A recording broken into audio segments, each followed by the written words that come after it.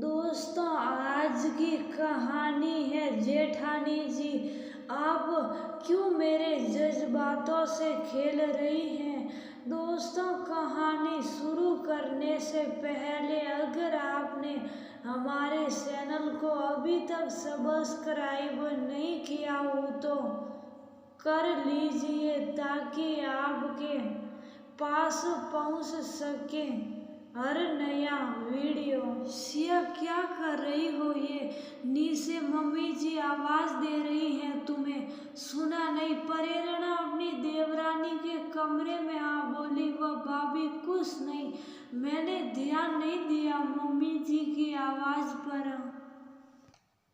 सिया अपनी हरकत पर झेपते हुए बोली और बाहर की तरफ जाने लगी। रुको सिया, बैठो यहाँ। प्रेरणा ने उसका हाथ पकड़कर उसे बैठाते हुए कहा। पर भाभी, वो मम्मी जी। सिया प्रेरणा से नजर चुराते हुए बोली। मम्मी जी का काम मैं कर आई थी, तुम बताओ क्यों अपने आप को सजा दे रही हो ऐसे? प्रेरणा सिया की टूड़ी पकड़कर उसका चेहरा ऊपर उठाते हुए बोली। असल में सिया, जिसकी शादी 4 साल पहले हुई थी, वह 2 बार अपना अजन्मा बच्चा खो चुकी थी और अब डॉक्टर ने बोला कोई चमत्कार ही इन्हें माँ बना सकता है। सिया सबके सामने तो अपना दुख जाहिर नहीं करती, पर अकेले में कभी रोती है, कभी अपने पेट पर तकिया बांध शीशे में खुद को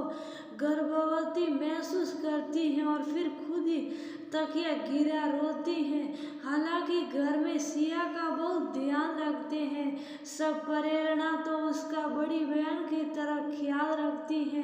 प्रेरणा के बच्चों के साथ भी सिया काफी अच्छा महसूस करती हैं, पर फिर भी अपने पति राघव के सामने या अकेले में वो टूट ही जाती हैं। आज भी वो तकिया बांधे शीशे में खुद को निहार रही थी कि प्रेरणा आ गई। भाभी, ये सब मेरे शादी क्यों हुआ? मैं कैसी औरत हूँ जो अपने पति को पिता का सुख नहीं दे सकती? ये बोल सिया रोने लगी। पगली, तू अकेली नहीं, बहुत सी ऐसी औरतें हैं और तू चिंता मत कर, कोई चमत्कार जरूर होगा और तू माँ भी बनेगी, समझी? अब जी छोटा मत कर, सब तुझे थोड़ा घुमा लाती हूँ, तुझे अच्छा लगेगा। प्रेरणा बोली। थोड़ी आनाकानी के बाद सिया तैयार हो गई। दोनों घूमकर आई तो सिया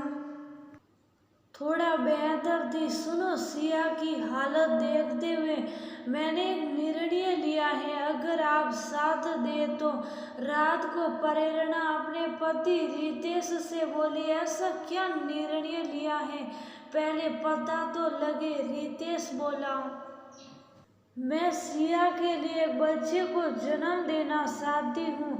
मम्मी जी अनाथ आश्रम से बच्चा लाने के हक में नहीं और बिना बच्चे के सिया एक दिन पागल हो जाएगी, इसलिए मैं एक बच्चा उसकी गोद में डालना चाहती हूँ। प्रेरणा बोली। पर इस उम्र में, जबकि हमारे खुद के बच्चे बड़े होने लगे हैं, ये सही रहेगा? रितेश ने कुछ सोचते हुए पूछा। हम एहतियात बरतेंगे तो सब ठीक होगा, बस आप हाँ कर दो, क्योंकि मुझसे सिया का दर्द देखा नहीं ज्यादा। प्रेरणा दुखी हो बोली। जब तुम इतना नेक काम करना चाहती हो तो मैं भला कैसे मना कर सकता हूँ? तुम एक बहुपत्नी, भाभी और माँ के रिश्ते में तो बेस्ट थी ही, जेठानी का रिश्ता भी बखूबी निभा रही हो। रितेश पत्नी को गले लगाकर बोला। उसके बाद शुरू हुई उनकी कोशिश, क्योंकि प्रेरणा की छोटी बेटी 10 साल की थी तो उनकी कोशिश में वक्त लगा, तब तक सिया की हालत और खराब होने लगी। अब वह अकेले में घंटों बैठी रहती। सिया, तुम्हें मेरे साथ डॉक्टर के चलना है। मेरी तबीयत ठीक नहीं और हाँ, वहाँ कुछ नहीं बोलना, जो बोलना यहाँ पूछना। घर आकर प्रेरणा ने एक दिन सिया से कहा। सिया हैरान हो प्रेरणा को देखती रही पर बोली कुछ नहीं। आपका नाम? रिसेप्शन पर स्लिप बनवाते हुए पूछा गया। सिया, राघव वर्मा। प्रेरणा बोली तो सिया आंखें फाड़ देखने लगी पर बोली कुछ नहीं। हाँ तो मिसेस सिया, आपके लिए खुशखबरी है, आप माँ बनने वाली है। डॉक्टर ने सेकअप बाद कहा। ये शब्द सुन सिया की आंख भर आई, क्योंकि वह तो इन शब्दों को सुनने को तरस रही थी।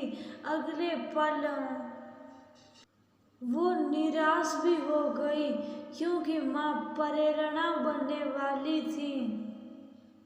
सिया खुद नहीं, खैर दोनों देवरानी जेठानी घर आ गई। माँ जी, आपको पता है आप दादी बनने वाली हैं और मैं बड़ी मम्मी।